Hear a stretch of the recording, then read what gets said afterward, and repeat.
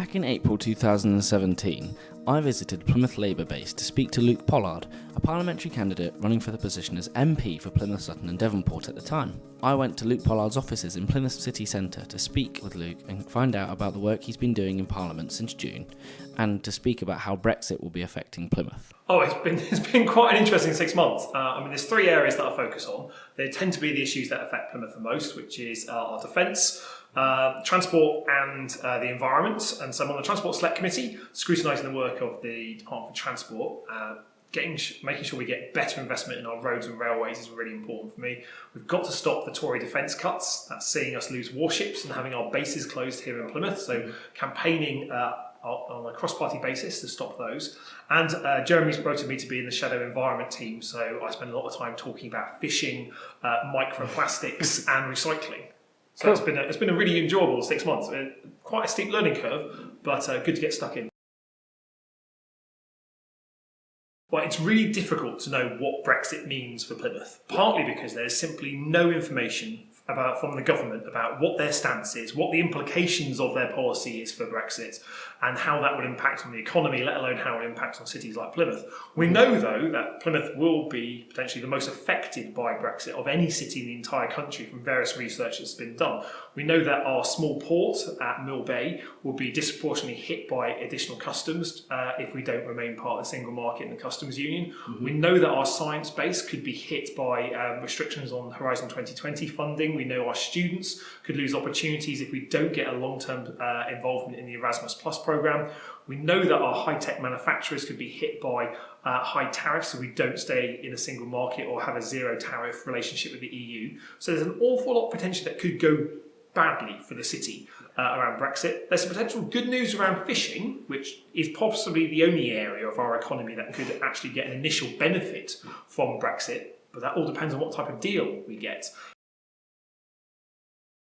Now, as a Member of Parliament, I said I'd have a Brexit summit within 100 days of being elected. That took place in August. From that, we've got a list of asks of what Plymouth wants from Brexit. Not the sound bites like Brexit means Brexit, but actually getting into the detail of what's the detail of how is our economy working, what is that interaction with the EU, both in terms of regulatory environment, but also in terms of funding. And I want to see the government replace every single penny that the EU funds the South West. Now, there's lots of people in Plymouth that don't like the EU, but there's no denying that the EU funded the far southwest well, and Westminster tends not to. So as an MP, it's my job to keep the pressure on government to get a bit of clarity about what they are doing around Brexit so we can scrutinise it properly, but make sure that Plymouth's voice isn't lost in that debate as well.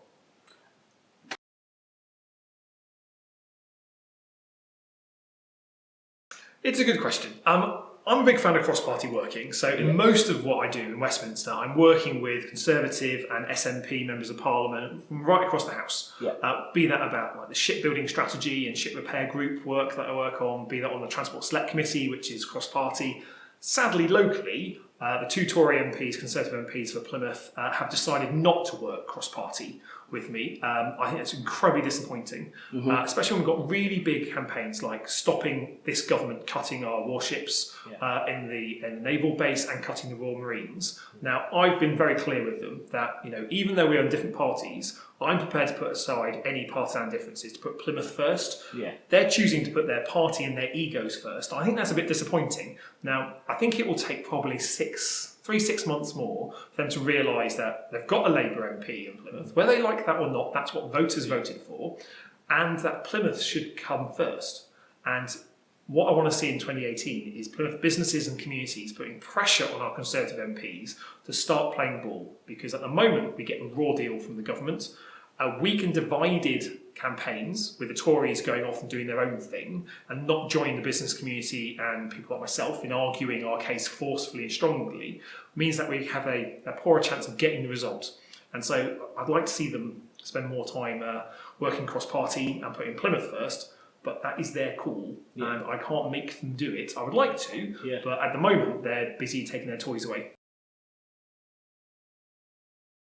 The thing that I smile most about is the campaign for a national marine park in Plymouth Sound. It's an idea that I floated during the general election. I thought it would take 5 years of banging my head against a wall to persuade people of the merits of it. The exact opposite happened. People love that campaign. the marine industries in Plymouth are really important for our city, something we are genuinely world class at. Yeah. Genuinely world class, but most people don't know about that in the city.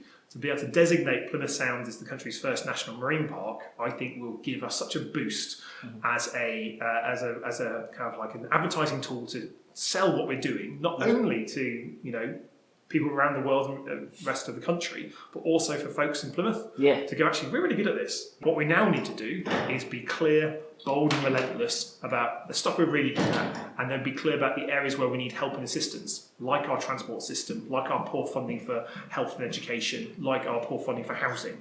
That's the type of stuff we need to be clear about, and I'm really excited that we've got campaigns up and running where people, it's not just me standing up in Parliament doing it, it's like business groups, local people, local community groups, all getting behind those campaigns, because we're only going to get a fairer deal as a city when we have our politicians, our businesses, our councils, and our communities all lined up fighting for it. And it'll be a long, old road, but I think we can get there.